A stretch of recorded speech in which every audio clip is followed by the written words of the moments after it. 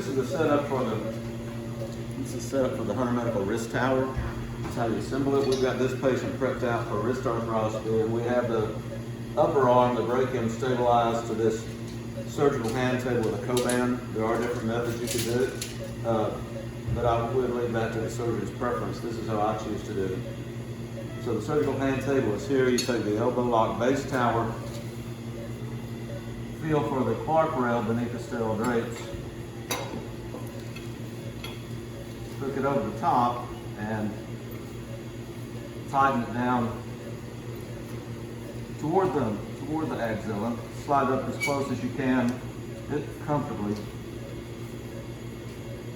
Just secure it. Next is this supine positioner that set with a locking screw such that the locking pin is engaged in the slot. Just drop it in from the top of the base port.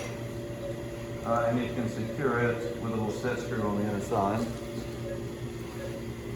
Next, the distraction nut is threaded onto the top of the wrist tower itself, which loads in the top.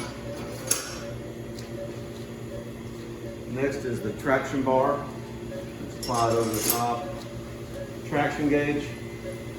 You have 3 different placement options for it. Next is take the wrist tower finger traps.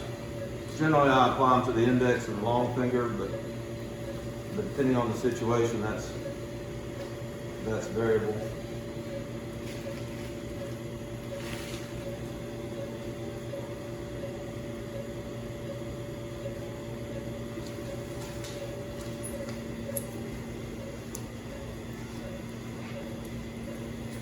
Now, you basically can judge traction on the traction bar. There's 2 different ways you can adjust tension. The easy way is just to pull up on the traction bar and distract through use the distraction nut to elevate the arm along. That's around 8 pounds or so, which is what we're going to have for this case. Another method to distract the wrist is to actually adjust the height of the supine positioner in its housing. And then lastly, if you'd like, you can actually use this wrist tower bar capture, which loads in from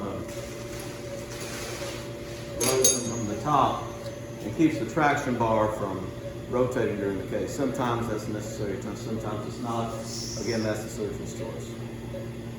This is our basic setup for the wrist tower traction system.